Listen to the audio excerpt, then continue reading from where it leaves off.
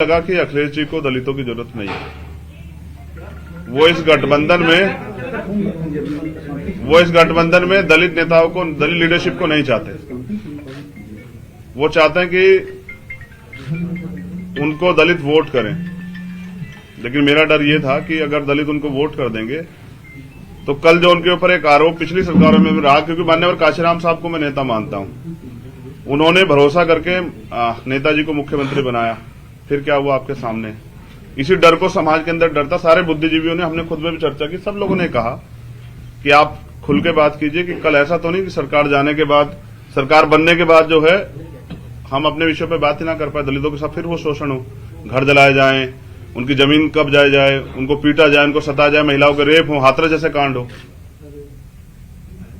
और 2 दिन में निराशा हुई कि 1 महीना 10 दिन के बाद उन्होंने कल अपमानित किया। ये दुखद है।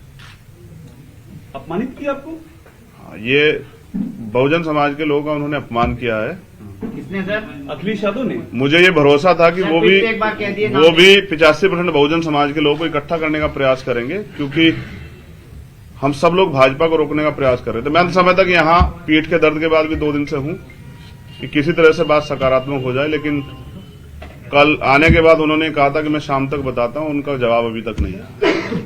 तो मैं समझता हूं कि वो इस गठबंधन में दलित समाज के लोगों को नहीं चाहते, जबकि बड़े पैमाने पे हमारे साथी जो हैं, जो कार्यकर्ता, जिनकी वजह से आज चंद्रशेखर यहाँ बैठे हैं, बीमार में आजाद समाज पार्टी के, उनकी ये मन था कि वो बीजेपी को रोकने के लिए इस गठबंधन का हिस्सा बने। मैंने कल ट्वीट भी किया था, आप सब लोगों ने अपने मीडिया के माध्यम से चलाया, तो मैंने कहा था कि आप अगुवा हैं, आपकी जिम्मेदारी है। दलित समाज, पसमानदा समाज, आपका दस्तकार समाज, पीड़ित समाज, वंचित समाज, पिछड़ा वर्ग के सारे नेता आपके साथ इसलिए इकट्ठा हो रहे हैं कि आप सामाजिक न्याय करेंगे। लेकिन मुझे लगता है कि अभी अखिलेश जी सामाजिक न्याय का मतलब नहीं समझ पाए। सामाजिक न्याय कहने से नहीं होता है। हम काशीराम साहब को मानने वाले लोग, जिसकी इतनी संख्या बारी, उसकी इतनी हिस्सेदारी की बात करते हैं, तो 25-25% दलितों की हिस्सेदारी ये है कि वो उनको गठबंधन में नहीं रखना चाहते हैं। मीडिया के लोगों से मुझे शिकायत है कि बिना मेरे किसी ऑफिशियल स्टेटमेंट के, ना उनके कोई ऑफिशियल स्टेटमेंट के, आप लोगों ने भी किससे कहीं से खबरें चला दी कि ये सीट मिल रही है, वो सीट मिल रही है। नहीं, चंद्रशेखर जी, TV9 ने चलाया, गठबंधन नहीं हो सकता है। चलाया। और मैं उन साथियों से भी कह रहा हूँ कि कम से कम पत्रकारिता गरिमा तो बना के रखिए। TV9 ने चलाया है कि आपका गठबंधन नहीं हो सका है। 9 बजे काफी सारी बातें नाम लेके एक बार फिर से बताइए, स्टेटमेंट क्लियर दीजिए। आगे करने की आपकी क्या है? देखिए, मैं फिर क्या बात है, मैं यही कह रहा हूं ना कि 1 महीना 10 दिन से उन्होंने हमसे बात की, तय करके रखा, और हमसे ये कहा कि आप परेशान मत हो। मैंने उनसे कहा कि आप बड़े भाई हैं, क्योंकि उनको चिंता हो या ना हो, वंचित वर्ग के लोगों की हमें चिंता है।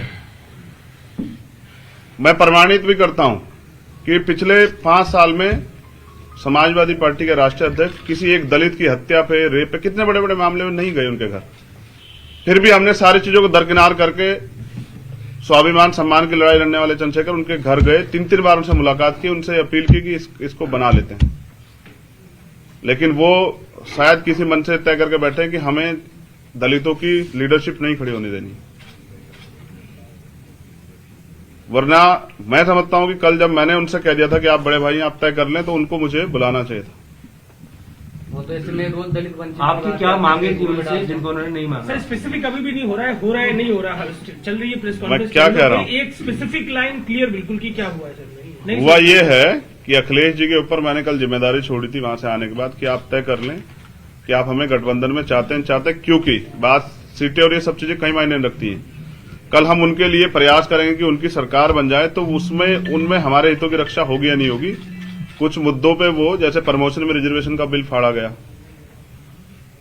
उन्होंने मना कर दिया कि वो इस पे नहीं करेंगे। तो हम दलितों और पिछड़ों के लिए चाहते थे कि भाई प्रमोशन रिजर्वेशन के बिल पे स्थिति साफ करें, बैकलॉग पे। कहने से नहीं होगा, आपको देना पड़ेगा जवाब, आपको नोट बना के देना पड़ेगा। हमारा यह था कि आपको कहनी पड़ेगी मजबूती से बात कि हम करेंगे।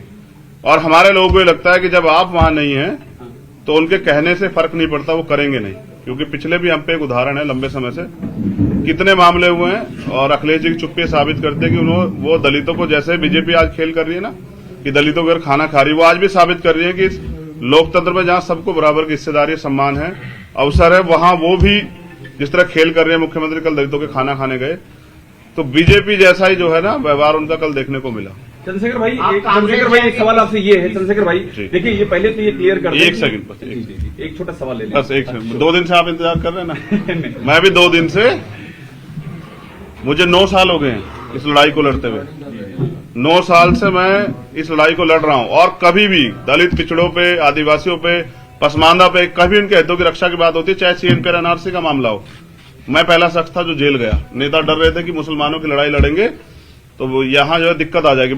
मेरी चीजें ये है ना, जो आपने पिछले घोषणा पत्र के थे आपने तो उनको तो पूरा नहीं किया, इसलिए मैं उनसे चाहता था कि वो स्टेट अपना जो है ना वो फाइनलाइज करें, मजबूती से रखें, लेकिन वो नहीं चाहते हमारे मुद्दों बात करने। तो कहने से नहीं चलेगा, तो हमने तय किया है कि अभी हम समाजवादी पार्टी के साथ गठबंधन में नहीं जा रहे। अब हम, क्योंकि हमारे कार्यकर्ता जिन्होंने पिछले 6 साल से उत्तर प्रदेश में लड़ाई लड़ी है, घर घर जाके लोगों को तैयार किया है, बीजेपी के से हमने लाठियां खाई हैं, हमने मुकदमे झेले हैं, बीजेपी के खिलाफ जो है हम लोग लड़े हैं उत्तर प्रदेश में। सीएनपी और एनआरसी का मामला हो, चाहे वो 69 शिक्षक भर्ती का मामला हो, हम सड़कों पर लड़े हैं। तो मैं समझता हूं कि अपने लोगों के हितों की रक्षा में स्वयं करनी पड़ेगी। मैं 25% दलितों के स्वाभिमान की रक्षा करने के लिए हूं, उनको मैं अपमानित करने के लिए। मैं तो मान्यवर काशीराम साहब को नेता मानता हूं ना, उनको राष्ट्रपति बनाने का अवसर मिला, बीजेपी ने कहा बना देंगे, उन्होंने छोड़ दिया। मेरी लड़ाई विधायक एमपी बनने की नहीं, लड़ाई सामाजिक न्याय की है। मैंने कल उनके पाले में छोड़ी थी, उनका जवाब नहीं आया। मैं मानता हूं कि वो दलितों का नेतृत्व और दलितों की हितों के मुद्दों पे बात नहीं करना चाहते। मुझे भी उम्मीद है कि मेरे बाद हो सकता है वो स्टेटमेंट देंगे हम ये करेंगे, लेकिन हमने तो सबके देखे। प्रधानमंत्री जी भी कहते 2 करोड़ रोजगार देंगे, प्रधानमंत्री भी कहें कि जो है 15-15 लाख देंगे, ये करेंगे वो करेंगे, लेकिन देश बेच दिया। तो बीजेपी को सत्ता से रोकने के लिए मैं चाहता था कि एक लार्जर लाइंस बन जाए, क्योंकि अगर विपक्ष में थोड़ा सा बिखराव होगा उसका फायदा बीजेपी को होगा। इसलिए मैं 2 दिन से यहां था। चंद्रशेखर भाई अब दलित समाज के लोग, वंचित वर्ग के लोग, बहुजन समाज के लोग अपने हितों की रक्षा के लिए अपनी लड़ाई स्वयं लड़ेंगे। मैं समझता था अखिलेश जी दूरदृष्टि हैं, वो समझते होंगे कि लड़ाई आज की नहीं है, उत्तर प्रदेश से केंद्र का रास्ता तय होगा। लेकिन पिछली बार जिस तरह से मान्यवर काशीराम साहब के साथ धोखा हुआ कि उन्होंने माने नेताजी को मुख्यमंत्री बनाया और वो फिर ठगे से रहे कि मैं इनका वजूद बना के जो है ना अपने लोगों को कमजोर नहीं कर सकता हूं, उनके हितों की रक्षा के लिए चुप नहीं रह सकता हूं। मैं सरकार में इसलिए नहीं शामिल होना चाहता कि कल अभी तो सरकार बनी भी नहीं है कि मैं अपने लोगों की हत्याओं पर और तमाम तरह की समस्याओं पर चुप हो जाऊं, मैं नौजवानों की बेरोजगारी के मामले चुप हो जाऊं, ये मुझसे नहीं होगा।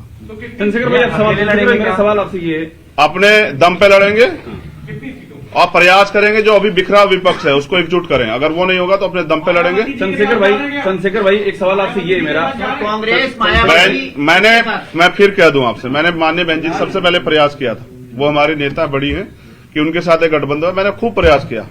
मैं स्वाभिमान सम्मान की लड़ाई लड़ता हूं, उसके लिए मैं तमाम मुकदमे और जेल सब चीजें देखी, तिहाड़ भी 2 बार गया, लेकिन मैंने हमेशा प्रयास किया कि एकजुटता बनी रहे।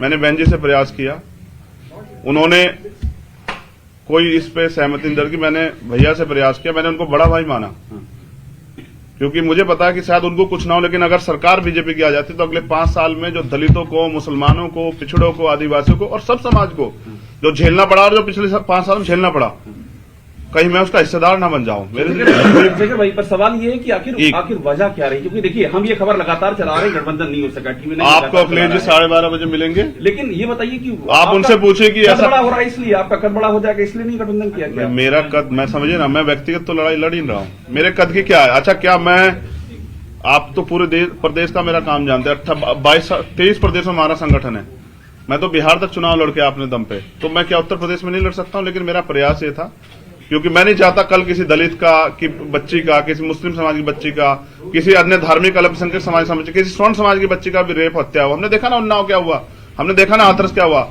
इस बीजेपी को रोकने के लिए मैंने अपना स्वाभिमान दांव पे लगा दिया, जबकि मेरे वर्कर नहीं चाहते थे, वो चाहते थे कि हम अपने हितों की लड़ाई स्वयं लड़े। रमण साहब, मेरा एक सवाल आपसे ये है कि आप दूसरे असदुद्दीन ओवैसी हो गए, क्योंकि ओवैसी के साथ भी कोई गठबंधन नहीं कर रहा है, आपको भी कोई अपने प्लेटफॉर्म पे नहीं लाना चाह रहे हैं। देखिए मैं क्या कह रहा हूँ, जब कोई अपने हितों के लिए लड़ता है ना, तो वो उसको फिर कुछ ना कुछ तो सहना पड़ता। देखिए मैं सत्ता की, मेरी लड़ाई सत्ता कभी थी नहीं, ओवैसी के साथ सत्ता का सहारा लेके व्यवस्था परिवर्तन की लड़ाई थी। सत्ता को मैंने, जब सत्ता की बात चल रही थी ना, लोग चुनाव तैयारी कर रहे थे, तो मैं आंदोलन लड़ रहा था 2 तारीख को, 2 जनवरी को, भोपाल में जो पिछड़े वर्ग के हितों की रक्षा के लिए उनका आरक्षण जब खत्म किया गया तो सरकार खिलाफ लड़ रहा था। अभी आपने सर एक महत्वपूर्ण बात कही कि आप विपक्ष को एकजुट करेंगे, तो वो कौन लोग होंगे जिनको आप एकजुट करेंगे? मेरा प्रयास रहेगा, मैं सभी लोगों से नाम लेके बताइए सर, नाम मैं क्या कह रहा हूँ। अब आप अगर आप ये भी सोचते हैं ना कि मुझसे तो नाम लेने की उम्मीद करते हैं, आप जाके उनसे पूछेगा कि आपने ऐसा क्यों किया। जब आप पूछेंगे तो मैं पर्सनली आपको नाम लेके बताऊंगा। मेरा काम है कि जो बटा हुआ विपक्ष है वो एकजुट, और मैं इसके लिए 2 दिन और प्रयास करूंगा पूरी जिम्मेदारी से। नहीं होगा तो भीम आर्मी के लोग आजाद समाज पार्टी को अपने दम पे चुनाव लड़ेंगे। और गलत ये है ना कि मैं आपको अगर बुला के 10 बजे कि पीसी 10 बजे है और आपको 12 बजे तक इंतजार कराऊं तो आपका काम बाधित होगा।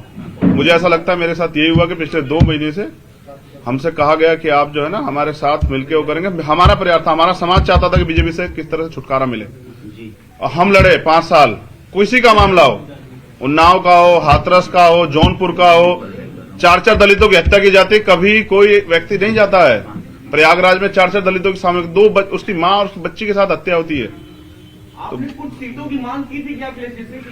बात हिस्सेदारी की है, जिसकी इतनी संख्या बारी उसकी इतनी हिस्सेदारी।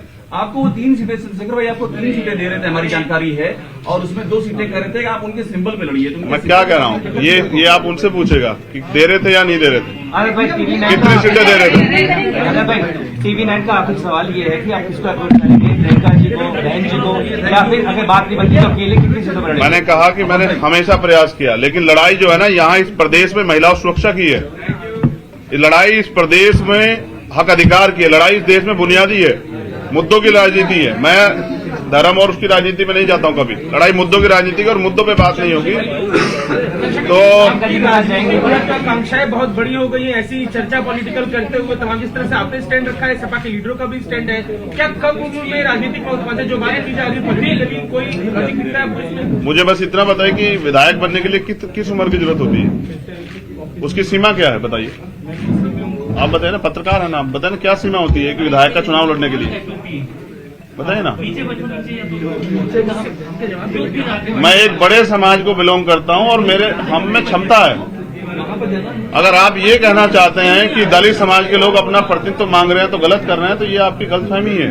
इंडिविजुअल राजनीतिक महत्व, मैं फिर क्या कर रहा हूं, इंडिविजुअल राजनीतिक महत्वाकांक्षा। मैं तो जिसको नेता मानता हूं उन्होंने राष्ट्रपति का पद छोड़ दिया, मैंने उनको बड़ा भाई कहा, और मैं इस रिश्ते को निभाऊंगा। लेकिन लड़ाई प्रतिनिधित्व की है, हिस्सेदारी की है।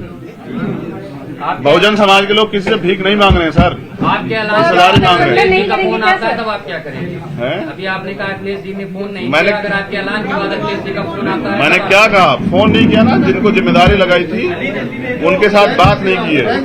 दरवाजे बंद हो चुके हैं क्या? मैं क्या कह रहा हूँ, आपकी तरफ से समाजवादी पार्टी राजनीति में कभी दरवाजे बंद नहीं होते हैं।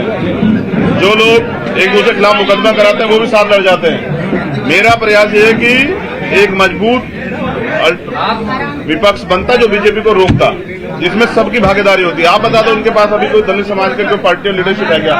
मेरे आज के बाद शायद वो किसी को इकट्ठा करने लग जाए। दलित समाज की बात करते हैं, क्या वो इसमें साथ आएंगे? आप भी अकेले हैं, 1 बड़े 11 होते हैं, वैसी के साथ जाएंगे।